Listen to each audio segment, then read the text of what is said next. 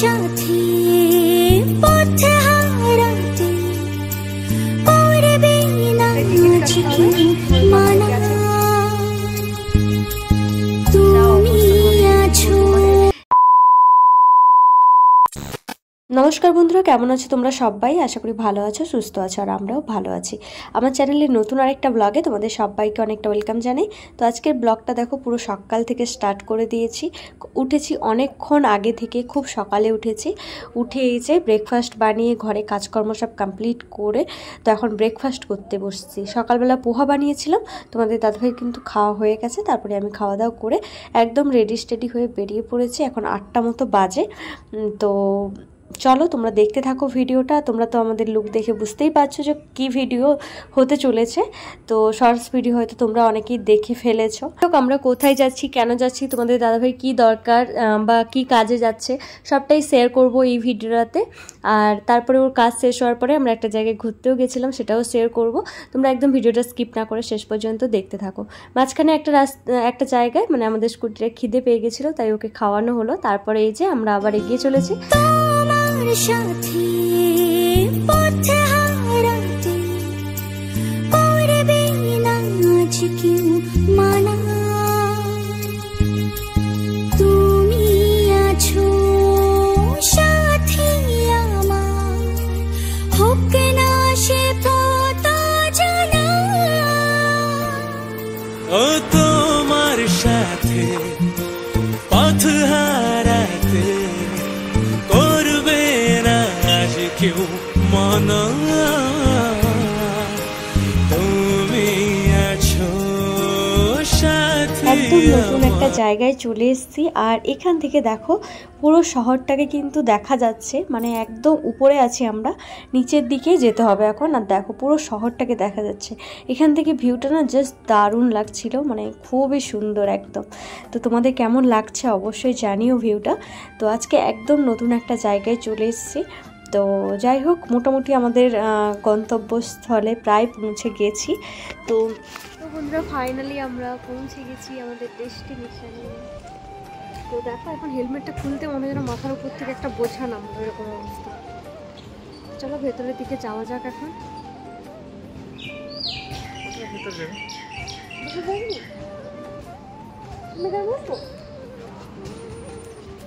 এখানে বরের সাথে এসে আমি পড়ে গেছি সমস্যায়। আর এইদিকে হাজব্যান্ডও টেনশনে পড়ছিল, মানে কোথায় বসবো কী ব্যাপার।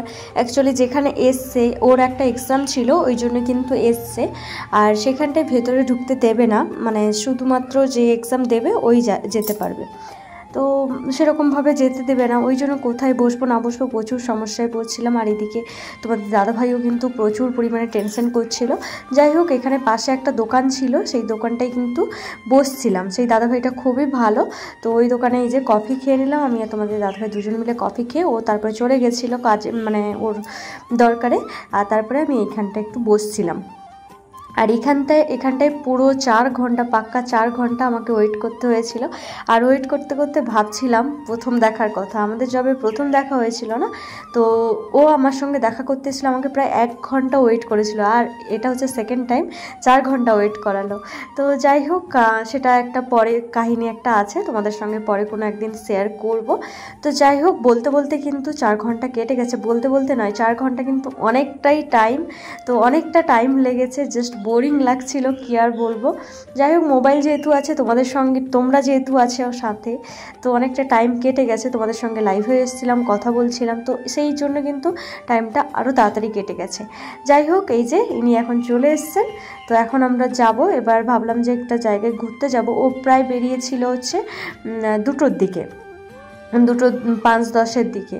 তো তারপরে এখন আমরা ভাবছিলাম, বাড়ি থেকে লাঞ্চ নিয়ে এসেছি, মানে বানিয়ে নিয়ে এসেছি বাড়ি থেকে। তো রান্নাবান্না করে নিয়ে এসেছি, খাওয়া দাওয়া করবো একটা জায়গায়। তারপরে ভাবলাম কিছু একটা, মানে কোথাও একটা ঘুরতে যাব কাছাকাছি যদি কোনো জায়গা থাকে। আর হাতে সময় নেই খুব একটা বেশি, টাইম ঘুরতেও পারবো না, কারণ আবার ফিরতে হবে আমাদের জায়গায়।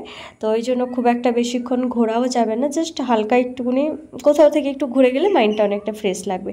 তাছাড়াও আজকে অনেক দিন পরে যেহেতু বাইরে বেরিয়েছিলাম না, এমনিতেই মাইন্ডটা অনেকটা ফ্রেশ হয়ে গেছিলো, সত্যি বলছি। মানে প্রায় এই যে মানে আমি এসসি কোয়ার্টারে প্রায় 4 মাস হতে যায়, এই নিয়ে আমি সেকেন্ড টাইম কিন্তু আমাদের ক্যাম্পাসের বাইরে বেরোলাম। না হলে কিন্তু সেই ক্যাম্পাসের মধ্যেই থাকতে হয়। আর সত্যি সেটা প্রচণ্ড পরিমাণে বোরিং লাগে মাঝে মাঝে যদি না বেরোনো হয় না, মাইন্ডটা একদম খারাপ হয়ে যায়।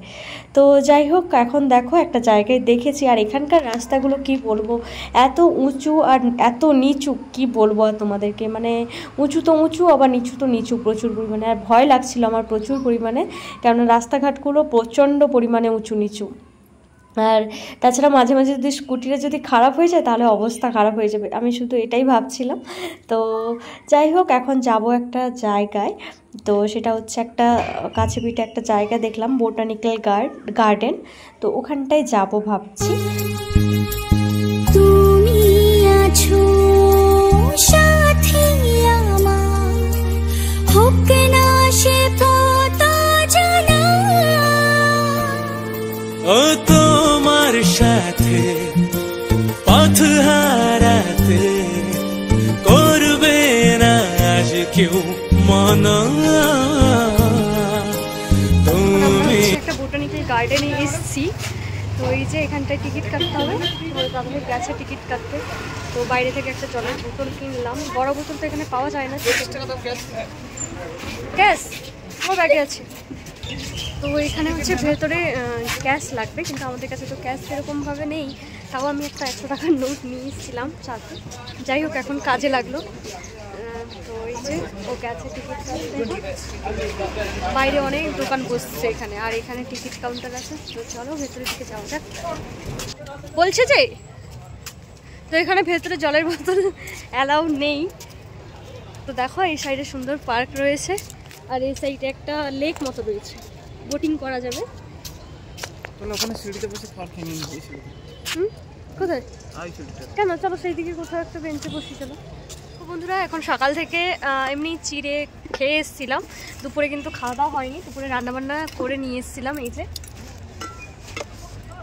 ডিমের ঝোল করে এনেছিলাম আর হচ্ছে ভাত, এখন খাবো। আর দেখো পেছনে কিন্তু লেক একটা রয়েছে, ওখানে বোটিং করছে অনেকেই, আর আমরা এখানটায় বসছি। যাই হোক, খাওয়া দাওয়া করে তারপরে যখন ঘুরবো তোমাদের সাথেও শেয়ার করবো এখানকার জায়গাটা। তো চলো তোমরা দেখতে থাকো, সুন্দর বেশ জায়গাটা, সুন্দর।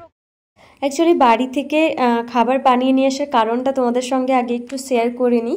অ্যাকচুয়ালি এখানে তো ওয়েস্ট বেঙ্গলের মতো হোটেল বা রেস্টুরেন্ট সেরকমটা পাওয়া যাবে না, তাছাড়া অজানা জায়গা, কোথায় দোকান পাবো না পাবো, ওই জন্যই কিন্তু বাড়ি থেকে খাবার নিয়ে এসেছিলাম। আর তাছাড়া এখানে বা বাইরে অনেক ফুচকা দোকান বা ফাস্টফুডের দোকান বসছে, কিন্তু এই যে শরীরটা ঠিকঠাক যাচ্ছিল না, ওই জন্য কিন্তু বাইরের খাবার একটু অ্যাভয়েড করছি, ওই জন্যই বাড়ি থেকে বানিয়ে নিয়ে এসেছিলাম ডিমের ঝোল আর ভাত। তো যাই হোক, ওটা খাওয়া দাওয়ার পরে কিন্তু একটু আশপাশটা ঘুরে দেখছিলাম। আমাদের হাতে যেহেতু টাইম ছিল না খুব একটা বেশি, ওই জন্য খুব একটা বেশিক্ষণ থাকতে পারিনি, জাস্ট 10-15 মিনিট মতো ছিলাম। জাস্ট এই সামনে থেকে ঘুরেই আমরা চলে এসেছিলাম। ফার্স্টে গেছিলাম ওই যে টিকিট কাউন্টার থেকে ঢুকলে ভেতরের দিকে আসলে সামনে একটা গার্ডেন ছিল, ফ্লাওয়ার্স গার্ডেন। তো ওখানটায় ওই ফুলগুলোকে দেখছিলাম, মানে অনেক রকমের ফুল হয়েছে, বেশ ভালো লাগছিল জায়গাটা। তারপরে ওই যে লেকটার সাইডে একটু দাঁড়িয়েছিলাম, ওখানে অনেকে বোটিং করছিল, বেশ সুন্দর লাগছিল। বোটিং করার অনেক ইচ্ছে ছিল, কিন্তু এই যে হাতে টাইম নেই, ওই জন্য কিন্তু কিছু করতে পারলাম না।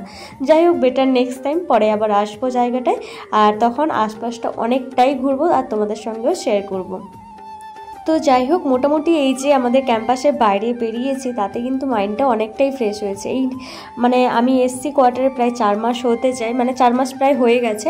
তো এই নিয়ে আমি সেকেন্ড টাইম বেরোলাম বাইরে, আর সত্যি মানে বাইরে বেরোলে একটু মাইন্ডটা ফ্রেশ হয়, নাহলে ক্যাম্পাসের ভেতরে সেই একই জায়গা রুমের মধ্যে থাকতে থাকতে জাস্ট বোরিং লাগে, অনেকটাই বোরিং লাগে।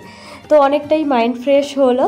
তারপরে ঠাকুর করে যাই হোক বাড়ি পৌঁছে গেছি, আর বাড়ির থেকে শান্তি মনে আলাদা কোনো জায়গায় নেই। বাড়িতে ঢুকে যেন একটু শান্তি লাগলো। তো আর রাস্তাঘাট এখানকার যা অবস্থা তোমাদেরকে কি বলবো, মানে এত উঁচু আর এত নিচু, তোমাদেরকে কি বলবো, মানে যখন যাচ্ছ কত উঁচুতে উঠে যাচ্ছ, আবার কিছু কিছু জায়গায় নিচু। তো যারা এইসব রাস্তায় আছো, মানে এইসব জায়গায় আছো, তারা মেবি জানবে। সত্যি প্রচুর ভয়ঙ্কর রাস্তা, ওইসব রাস্তায় আমি ফার্স্ট টাইম গেছিলাম, তো প্রচণ্ড পরিমাণে ভয় লাগছিল, তোমাদেরকে কী বলবো। যাই হোক, ঠাকুর করে বাড়ি পৌঁছে গেছি, এটাই অনেক। আর আসার সময় একটা অ্যাক্সিডেন্টও হয়েছে, মানে ওখানে একটু রাস্তার কাজ চলছিল, প্রচণ্ড পরিমাণে জ্যাম হয়েছিল রাস্তায়, তার মাঝে একজন ওভারক্রস করতে গেছিলো আর কি, দুটো বাইকের মধ্যেই হয়েছে অ্যাক্সিডেন্টটা। তো মোটামুটি মানুষগুলো ভালো আছে, কিন্তু বাইকগুলোর অবস্থা খারাপ একদম। স্কুটিটার অবস্থা তো একদমই খারাপ, বাইকটা তাও একটু ঠিক আছে, কিন্তু স্কুটি একদম ভেঙে চুরে একাকার কাণ্ড হয়েছে। তো দেখো বন্ধুরা, এখন খাওয়া দাওয়া হয়ে গেছে। আজকে মাছের তরকারি নিয়ে এসেছিলো বাইরে থেকে, আর হচ্ছে আলু আর ভেন্ডি ভেজেছিল আর ভাত। খাওয়া দাওয়া হয়ে গেছে। তারপরে এই যে দেখো, এই যে তোমাদের দাদাভাই হচ্ছে লস্যি বানালো। এখন ওনারা এখন খেতে ইচ্ছে করেছে লস্যি, তাই বানিয়েছে। এখন লস্যি খাবো। তো চলো এখন লস্যি খেয়ে নিই, তারপরে রেস্ট। তো চলো, আজকের ব্লগটা এই পর্যন্তই। তোমাদের কেমন লাগলো অবশ্যই জানিও কমেন্ট করে। দেখা হবে নেক্সট ব্লগে। হলো ধন্য জীবন।